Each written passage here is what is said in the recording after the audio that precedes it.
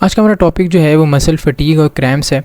छोटे छोटे आसान से टॉपिक हैं, आपसे पूछ लिए जाते हैं शॉर्ट क्वेश्चंस में और एमसीक्यू भी आते हैं इसके। देखिए मसल फटीग क्या है।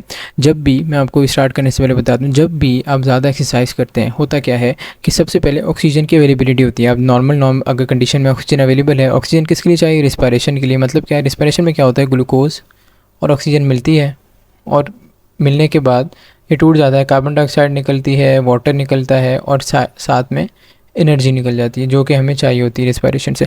अब जब आप बहुत ज़्यादा एक्सरसाइज कर रहे हैं तो ऑक्सीजन की अमाउंट जो है, ऑक्सीजन की अमाउंट क्या होना शुरू हो जाएगी? कम, क्योंकि ऑक्सीजन ज़्यादा यूज़ होना शुरू हो जाएगी क्योंकि एक्सरसाइज में ज़्यादा एनर्जी चाहिए, ज़्यादा ग्लूकोज टूटेगा, ऑक्सीजन ज़्यादा यूज़ होगी तो ऑक्सीजन की अमाउंट कम होना शुरू हो जाएगी। तो बॉडी एनारोबिक कंडीशन में शिफ्ट करना शुरू करेगी। जब एनारोबिक रिस्पायरेशन होगी, वैसी रिस्पायरेशन होती है जो ऑक्सीजन के बगैर होती है। कैसे? मतलब ग्लूकोज डायरेक्टली ऑक्सीजन के बगैर तोड़ दिया जाता है लैक्टिक एसिड में और प्लस हमें एनर्जी मिल जाती है जो कि कम एनर्जी होती है, ठीक है, कंपेयर टू एरोबिक रेस्पिरेशन। तो जो लैक्टिक एसिड जब अकमुलेट होता है तो ये एसिड है और ये पीएच को कम करता है और ये मसल को फटीग मतलब थकावट वाली महसूस हम करना शुरू कर देते हैं। तो ये होता है आपके पास मसल फटीग। अब बुक में देखते हैं हम। देखें, अब ये मेंशन है कि जब भी हम लॉन्गर पीरियड ऑफ टाइम को मसल को यूज़ करें, यूजुअली एक्सरसाइज में होता है, तो क्या होता है, मसल एबिलिटी टू कॉन्ट्रैक्ट, मतलब मसल का कॉन्ट्रैक्ट होने की एबिलिटी ख़त्म हो जाती है। इसी कंडीशन को कहते हैं मसल फटीग। अब क्यों होता है? अकमुलेशन ऑफ लैक्टिक एसिड की वजह से। और मैं एनारोबिक रिस्पायरेशन का आपको बता चुका हूँ, यहाँ मेंशन भी है, due to anaerobic ATP production, मतलब एनारोबिक रिस्पायरेशन।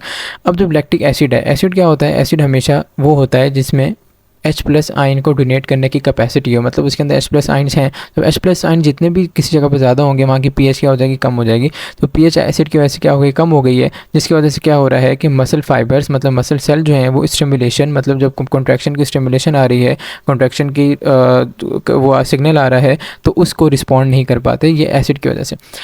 अब ये मतलब ये मसला ख़त्म कैसे होता है?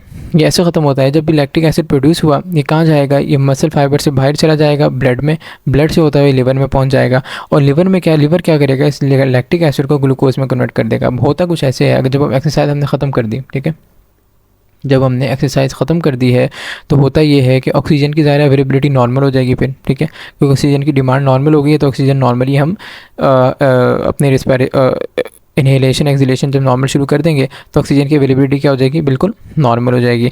तो ऑक्सीजन की अवेलेबिलिटी नॉर्मल होगी तो एटीपी प्रोडक्शन भी क्या हो जाएगी? ये नॉर्मल हो जाएगी। एटीपी एरोबिक रिस्पायरेशन होना शुरू हो जाएगी ऑक्सीजन की अवेलेबिलिटी की वजह से और एटीपी भी नॉर्मली प्रोड्यूस होना शुरू हो जाएगा।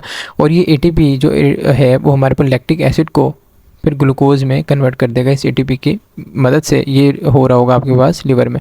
तो यही मेंशन है, ये क्या होता है, लैक्टिक एसिड ग्लूकोज में कन्वर्ट हो जाता है, इसके लिए एटीपी चाहिए होता है। और एटीपी क्या, अवेलेबिलिटी ऑफ ऑक्सीजन जब नॉर्मल हो जाती है हमारी बॉडी में, हम एक्सरसाइज करना बंद हो जाएंगे तो नॉर्मल ऑक्सीजन हो जाएगी जिससे एटीपी प्रोड्यूस होगा और वो इसको कन्वर्ट कर देगा, ठीक है। और लैक्टिक एसिड क्या ब्रेक डाउन हो जाएगा और नॉर्मल कंडीशन दोबारा रिस्टोर हो जाएंगे। तो ये आसान सा छोटा सा टॉपिक था। ऐसे ही मसल क्रैम्प्स है, ये क्रैम्प आपने सुना होगा ज़्यादा स्पोर्ट्समैन को होता है। आपने अगर क्रिकेट वगैरह भी आप देखते हैं या कोई भी स्पोर्ट्स देखते हैं, फुटबॉल देखते हैं, तो उसमें क्या होता है, यूजुअली स्पोर्ट्समैन को क्रैम्प्स हो जाते हैं, उनका मसल स्टिफ हो जाता है, ठीक है। और क्या होता है फिर उनको हीट करते हैं, ठीक है, और आइसिंग करते हैं, मसाज करते हैं, मसल नॉर्मली अपने दोबारा रिस्टोर हो जाती है कंडीशन। तो ये मेंशन है मसल की पेनफुल स्टिफनेस हो जाए मसल में due to sudden involuntary contraction. जैसे स्पोर्ट्समैन है, इनवॉलंटरी जैसे मसल खिंच गया, अचानक कोई जर्क आया, ठीक है, जिसकी वजह से इनवॉलंटरी कॉन्ट्रैक्शन होगी, इनवॉलंटरी मतलब ना चाहते हुए, तो मसल में स्टिफनेस हो जाएगी, तो ये मसल क्रैम्प कहलाता है। इसमें क्या फील होता है कि मसल टाइटनिंग फील होती है, जैसे मसल हमने फ्लेक्स किया हुआ है मगर एक्चुअली रिलैक्स होता है। मतलब क्या कि नॉर्मल कंडीशन में जैसे मसल हमारा रिलैक्स है, मसल होता रिलैक्स है, मगर वो बंदे को जिसको मसल क्रैम्प हुआ है उसको ऐसे लगता है जैसे मसल बहुत टाइट है, जैसे मसल को उसने फ्लेक्स किया हुआ है, टाइट किया हुआ है, तो ऐसे उसको फील हो रहा होता है। अब इसके कॉजेज़ क्या हैं कि या तो एक्सरसाइज करते हुए हो सकता है, या कोई इंजरी होगी मसल को तब हो सकता है, डिहाइड्रेशन, ठीक है, वाटर का बहुत रोल है नॉर्मल मसल टोन को मेंटेन रखने के लिए। अगर वाटर कम हो जाए, डिहाइड्रेशन हो जाए बॉडी में, उससे हो सकता है। उसके बाद लो लेवल्स ऑफ मिनरल्स है, कैल्शियम जैसे हमने पढ़ा है मसल कॉन्ट्रैक्शन में बहुत इंपॉर्टेंट है, और दूसरे भी मिनरल जैसे पोटेशियम, सोडियम, मैग्नीशियम, सारे मसल को मेंटेन करने के लिए उसकी नॉर्मल कंडीशंस को बहुत इंपॉर्टेंट होते हैं। तो अगर इनकी कमी हो जाए तब भी मसल क्रैम्प्स हो सकते हैं। अगर ब्लड सप्लाई लेग में या कोई फिजिकल एक्टिविटी में उस एरिया में जहाँ मसल क्रैम्प हुआ है वहाँ ब्लड सप्लाई कम हो जाए। ब्लड सप्लाई भी ज़ाहिर है हमारे एरोबिक रिस्पायरेशन हमारे हर चीज़ के लिए इंपॉर्टेंट है।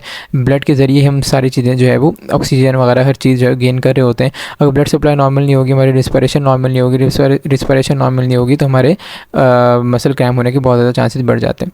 ठीक है, तो ये तो हो गए इसके कुछ रीजंस। अब इसको रिलीव कैसे करें, इसको ख़त्म कैसे करें? ये जैसे थोड़ा स्ट्रेचिंग करते हैं उस मसल की तो वो उसमें आराम आना शुरू हो जाता है। जेंटल मसाज करते हैं उससे आराम आना शुरू हो जाता है।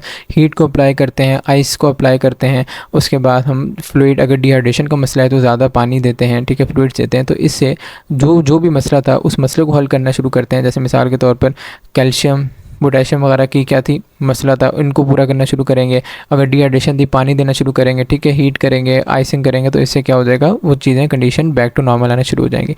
तो आपके 2 आसान से छोटे छोटे से टॉपिक से हमने देख लिए।